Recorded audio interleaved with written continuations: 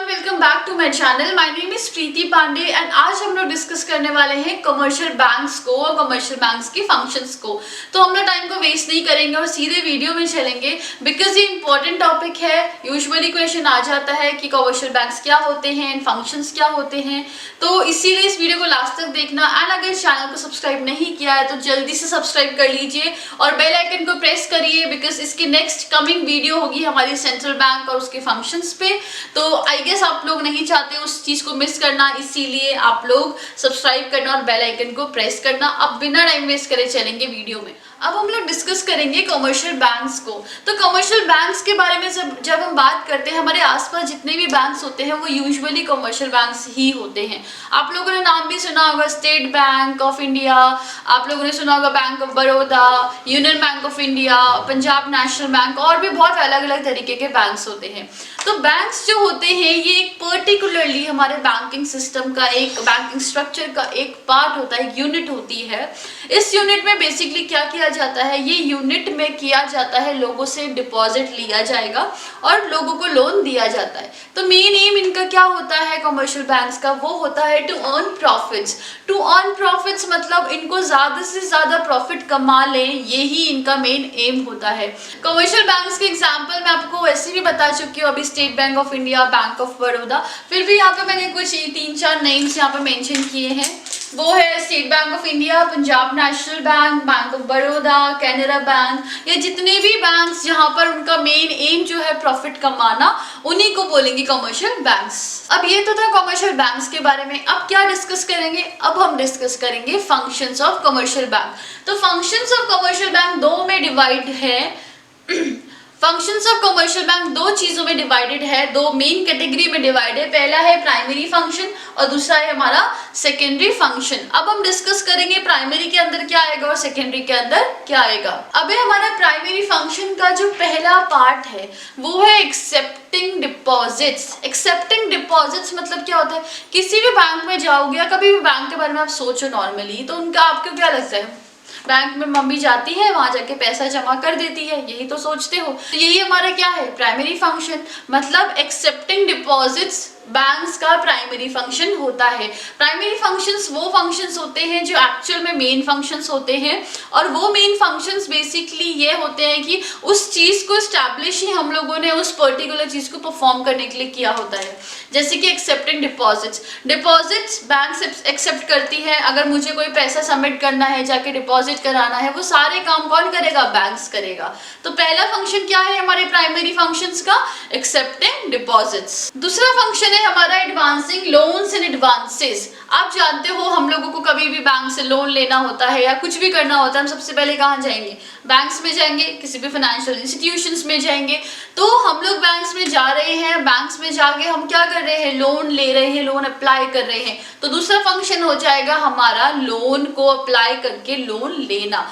मतलब एक चीज नॉर्मल सोचो, अगर बैंक्स के पास तो बहुत सारा पैसा आ गया एज ए डिपॉजिट, तो बैंक क्या करता है, बैंक उन पैसों को लोगों में बांट देता है एज ए लोन, और फिर वहां से वो इंटरेस्ट उसको मिलता है, ठीक है। और जो इंटरेस्ट मिलेगा वो उसका क्या हो जाएगा, प्रॉफिट हो जाएगा। तो मैंने अभी थोड़ी देर पहले भी समझाया था कि कमर्शियल बैंक का जो मेन एम होता है क्या होता है, प्रॉफिट कमाना होता है, ज्यादा से ज्यादा प्रॉफिट कमाना होता है। तो प्राइमरी फंक्शंस हो जाएंगे हमारे, पहला है एक्सेप्टिंग डिपॉजिट और दूसरा है हमारा लोन से एडवांसेस को लेना प्रॉपर्ली अच्छे वे में। हमारा दूसरा फंक्शन जो कि है सेकेंडरी फंक्शन। सेकेंडरी फंक्शन में हम 4 अलग अलग फंक्शंस पढ़ने वाले हैं और मैं ब्रीफली 1 बाय 1 सबको डिस्कस करूंगी।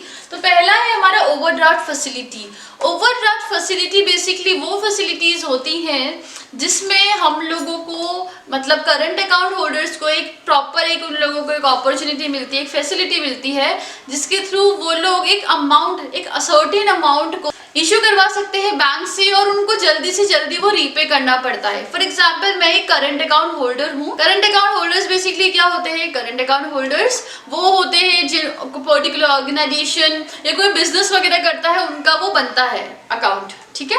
तो वो जो अकाउंट है, उस अकाउंट वालों को, वो जो अकाउंट होल्डर्स होते हैं, उनको एक फैसिलिटी मिलती है कि अगर आपके अकाउंट में पैसा नहीं है फिर भी आप थोड़ा अमाउंट, जो भी सबकी अलग अलग लिमिट्स डिसाइड होती है, उस अमाउंट का आप यूज कर सकते हो और उस अमाउंट को यूज करके आपको बहुत जल्दी या 1 दिन या 2 दिन अकॉर्डिंगली जो भी वहां टाइम डिसाइड होगा उस टाइम पीरियड के अंदर आपको उसको रीपे करना पड़ता है विद सम इंटरेस्ट। अभी हमारा दूसरा वो की है डिस्काउंटिंग बिल्स ऑफ एक्सचेंज।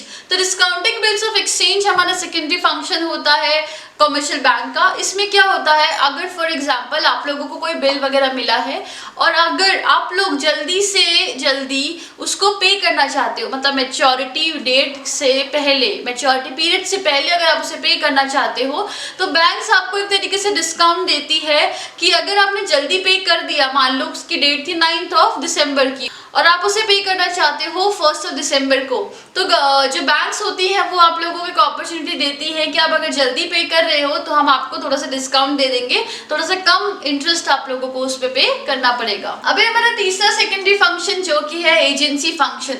तो एजेंसी फंक्शन क्या होते हैं, वो फंक्शंस होते हैं जब बैंक एज एन एजेंट काम कर रही होती है। बैंक एज एन एजेंट काम कर रही होती है, मीडिएटर काम कर रही होती है। मेरे और आपके बीच में कोई बैंक होगा जिसके थ्रू मैं पैसे ट्रांसफर करूंगी, जिसके थ्रू मैं पैसे कलेक्ट करूंगी, तो वो सारी की सारी चीजें एजेंसी फंक्शंस में आती है। इसके अंदर हम 4 चीजें पढ़ने वाले हैं। पहली चीज है ट्रांसफर ऑफ फंड्स। अगर मुझे आपके अकाउंट तक पैसे पहुंचाने हैं तो मुझे ऑनलाइन ट्रांजेक्शन करना पड़ेगा, और जब मैं ऑनलाइन ट्रांजेक्शन करती हूँ तो वो रूट होके जाता है बैंक्स के थ्रू। आपका बैंक अगर स्टेट बैंक ऑफ इंडिया है और मेरा बैंक HDFC या फिर कोई और अदर बैंक है, तो वो बैंक काम करेगा कि मेरे तरफ से आपकी तरफ जल्दी से पैसा पहुंच जाए। तो वो एक नॉर्मल एक एजेंट का फंक्शन होता है। एजेंट कौन होगा यहाँ पर, बैंक होगा। तो ये है हमारा पहला फंक्शन एजेंसी का। दूसरा है हमारा collection of payments through various other items. ठीक है, तो हमारा बैंक क्या करता है, बैंक अगर आप लोग नेटफ्लिक्स वगैरह में अकाउंट ओपन करते हो तो उस कंडीशन में बैंक ही तो होता है जो पैसा रिसीव कर रहा होता है। अगर आप iTunes में से कोई चीज परचेज कर रहे हो तो बैंक से तो होते हैं जो उनके बिहाफ में रिसीव कर रहे होते हैं। तो ये बेसिक काम कौन करेगा, बेसिक काम करेगा हमारा कमर्शियल बैंक। कमर्शियल बैंक का एक एजेंसी फंक्शन ये भी होता है जिसमें वो अलग अलग आइटम्स के पेमेंट्स को कलेक्ट करेगा। अब हमारा income tax consultancy. Income tax consultancy भी हमारा बैंक्स प्रोवाइड कराता है और वो उनका एजेंसी फंक्शन है। फॉर एग्जाम्पल मुझे अपना कोई इनकम टैक्स पे करना है तो मैं बैंक्स के थ्रू कॉन्टैक्ट कर सकती हूँ, बैंक को कॉन्टैक्ट करूंगी, वो अपने कोई एडवाइजर को मुझसे कॉन्टैक्ट करवाएंगे और मैं उनसे डिस्कस कर सकती हूँ कि ये चीजें चल रही है। अगर मुझे अपने इनकम टैक्स रिटर्न्स फाइल करने हैं तो वो सारी चीजें कौन करवा सकता है, मेरे बैंक करवा सकता है। तो ये भी एक एजेंट की तरह काम करेगा। फिर है हमारा purchase and sale of securities. तो जो बैंक्स होती है वो क्या करती है, कभी कभी कस्टमर्स के बिहाफ में किसी कंपनी के सेल सिक्योरिटी को और इन सब के डिविडेंड्स को परचेज कर लेती है और उनको बेच देती है। तो ये किसके बिहाफ में कर रही होती है, कस्टमर के बिहाफ में कर रही होती है। और करता कौन है, बैंक्स करते हैं। तो गवर्नमेंट के सिक्योरिटीज और इन सबको भी वो क्या करती है, सेल आउट करती है कस्टमर्स के बिहाफ में। तो ये भी हमारा एक एजेंसी फंक्शन है। अब हमारा जो लास्ट फंक्शन है सेकेंडरी फंक्शंस का, वो है हमारा general utility function. General utility function basically वो फंक्शन होता है जो हमारे पब्लिक के लिए, जनरल लोगों के लिए बनाया गया है। इसमें पहली चीज आती है हमारी लॉकर फैसिलिटी। अपने पेरेंट्स से जाके पूछना, कभी कभी उन लोगों को बैंक्स में, कभी कभी नहीं, इनफैक्ट उन लोगों को नॉर्मली बैंक्स में लॉकर फैसिलिटी प्रोवाइड करी जाती है जहां पर वो अपनी ज्वेलरी, कुछ अमाउंट अगर उनको रखना है तो वो वहां जाके रख सकते हैं। उनको थोड़ा एडिशनल चार्जेस उनके होते हैं तो वो वहां पे देंगे और उनको बैंक लॉकर अलाउड हो जाएगा और वहां पर जाके उनको कीज वगैरह मिल जाएंगी और वो कीज के थ्रू अपना बैंक में सामान जमा करवा सकते हैं। तो ये हमारा जनरल यूटिलिटी फंक्शन। दूसरा जनरल यूटिलिटी में आएगा ट्रैवलर्स चेक। तो ट्रैवलर्स चेक के नाम से हमें पता चल रहा है ऑलरेडी कि ट्रैवलर को चेक मिलने वाला है। जब हम बहुत दूर कहीं जा रहे होते हैं तो कैश ले जाने में सबको डर लगता है, तो बैंक ये फैसिलिटी भी देती है कि आप ट्रैवलर्स चेक इशू करवा दो। अब वो चेक जो होता है, वो चेक आप कहीं पर भी जाके दिखाओगे, चाहे वो होटल हो, चाहे वो रेस्टोरेंट्स हो, चाहे वो कहीं पर भी हो, तो आप उस चेक को दिखाओगे और उतना अमाउंट जो है वहां से डिडक्ट हो जाएगा, वो ऑटोमेटिकली बैंक वगैरह ट्रांसफर कर देंगे। तो यहाँ पर कैश का आपका एक बोझ कम हो गया कि आपका कैश कहीं खो ना जाए, चोरी ना हो जाए। तो ये फैसिलिटी भी बैंक हमें प्रोवाइड करती है। तीसरा हमारा है letter of credit. Letter of credit basically क्या होता है, नॉर्मली बैंक्स वगैरह होती है हम लोगों को सर्टिफिकेट प्रोवाइड करवाती है कि हम लोग क्रेडिट वर्दीनेस दिखा रहे हैं कि नहीं, क्या हम लोग एक्चुअल में लोन लेने के काबिल हैं या नहीं है। हम लोगों को कुछ कुछ जगह कहीं पर शो करना पड़ता है, अगर हम कोई चीज़ परचेज कर रहे हैं तो हमें क्रेडिट स्कोर ये सब चीज़ें दिखानी पड़ती है। तो जो सर्टिफिकेट मिलेगा कहाँ से मिलेगा, बैंक्स के थ्रू मिलेगा कि क्या आपने टाइमली अपने लोन्स वगैरह को रीपे किया था, नहीं किया था तो उसमें मेंशन हो जाता है, इसके वजह से आपकी जो ईएमआईज वगैरह बाउंस हुई थी तो इसकी वजह से आपका क्रेडिट स्कोर भी डाउन हो जाता है। तो लेटर ऑफ क्रेडिट भी हम लोगों को बैंक्स प्रोवाइड करती है। Thank you so much for watching this video. I guess आप लोगों को बिल्कुल क्लियर हो चुका होगा कमर्शियल बैंक्स, उसके फंक्शंस क्या होते हैं। तो अब हम लोग मिलेंगे नेक्स्ट वीडियो में, जो कि होगी हमारी स्पेसिफिकली सेंट्रल बैंक के फंक्शंस, उसके मीनिंग के बारे में। इसीलिए सब्सक्राइब करना प्लस इस वीडियो को लाइक करना एंड ज़्यादा से ज़्यादा लोगों तक शेयर करना। Thank you so much, see you in the next video.